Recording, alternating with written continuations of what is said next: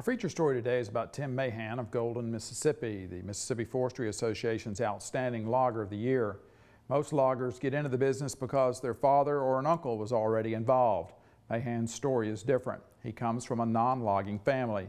Mahan did work in logging for a while, quit, and ended up returning to logging, this time as an owner. I don't want them talking about the clutter that's left. I hear them talking about some logging jobs that just leaves buckets and garbage, and that's one of my pet peeves is the garbage. I don't want it all over the job. Tim and Lisa Mahan of Golden did not grow up in the logging business. Both, however, had worked in it prior to deciding to start their own logging company in 2005. At the time, Mahan was a long-haul truck driver. A desire to get off the road and work locally prompted Mahan to call Harold Russell, his previous logging employer. Mahan had managed a thinning crew for Russell. Russell said that he was downsizing his operation. To Mahan's surprise, Russell offered to let him take over a logging crew and its equipment, paying for it as Mahan harvested.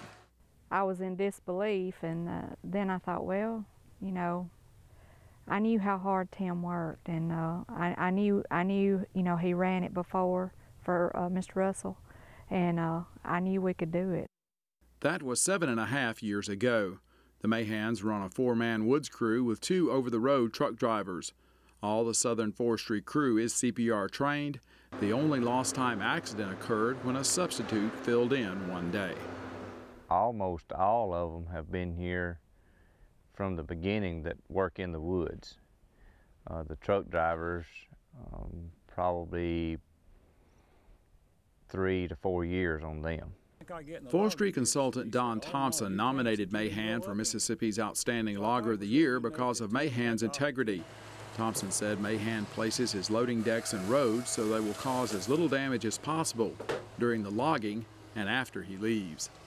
They're going to leave the job in good shape, and I think that's what most of our erosion in forestry, a lot of it's coming from our skid trails and roads, and when Tim gets through, he brushes those roads up so they don't wash away, and that really helps a whole lot for erosion and also helps just make the forest more sustainable.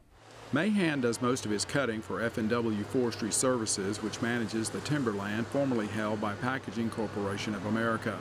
F&W logging supervisor Jason Potts also nominated Mahan for the award.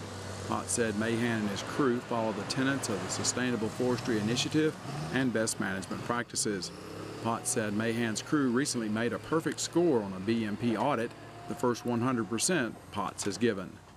And he cares about what he's doing out here. And as all his crew members do too. That's kind of unusual. Most, you know, on some log jobs, some people don't care at all. You know, they just want to draw a paycheck. But all his people, they care about what they do. Potts also compliments Mahan on the appearance of his trucks on the highway.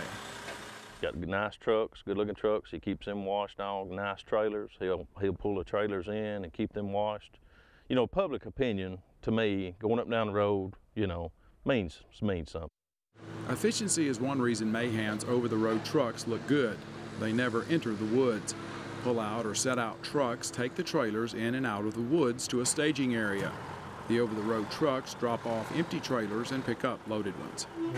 The road trucks just can come and go without the hindrance of coming in, and if it takes 2 trucks to haul what we're hauling now and us setting them out, it's going to take at least 3 or 4 trucks to come in here and load because of the time that it takes to do it. And if you pay them by the load, they're not going to get paid as much at the end of the week because they're not going to get as many loads sitting in here waiting to load. Thompson says Mahan likes to get topographic maps of the areas he logs. These maps show elevation changes, letting Mahan place the woods roads where they will cause the least erosion. I like to know the layout of the land, and I like to plan my tracks. I like to plan my loading places, and I like, if we have to build a new road that there's not an existing road and we have to build one, I want to build that road at the best area that I can. Mahan gives credit to his crew for his success. They know what I expect, and I do expect a lot out of them at times, because it's important to me to be a good steward of the land. it's important to me to be safe. And sometimes it takes time to do that. Mahan's wife, Lisa, is the company's bookkeeper, but she can run a knuckle boom loader if needed. Lisa and Tim have a daughter, Brianna. They are active members of the Walker Missionary Baptist Church. I don't know, it gets in your blood, the logging. You either love it or hate it. Lisa Mahan says they have to be willing to work hard and plan, but it is possible for young people to start a logging business. To younger people that want to do this, there is a need for future loggers. So I thought it was really unique that Tim had the opportunity to get in the logging business without having a generation of loggers behind him. And that tends to show young people coming up that there's a place for them if they're willing to get out there and do the work. Well, Leighton, I talked to Tim. That story first aired on Farmweek, excuse me, last fall. Talked to Tim, and he has been honored with the South Central United States Logger of the Year, which now means he will be going after the national title, which, I mean, after you've been with Tim, you see that that doesn't surprise you that happened. He says that he has expanded his operation some. He's added a couple of trucks and some other equipment, and his diesel bill, it's over 10 grand a week. So that's what people are doing to bring wood and fiber out of the woods for us.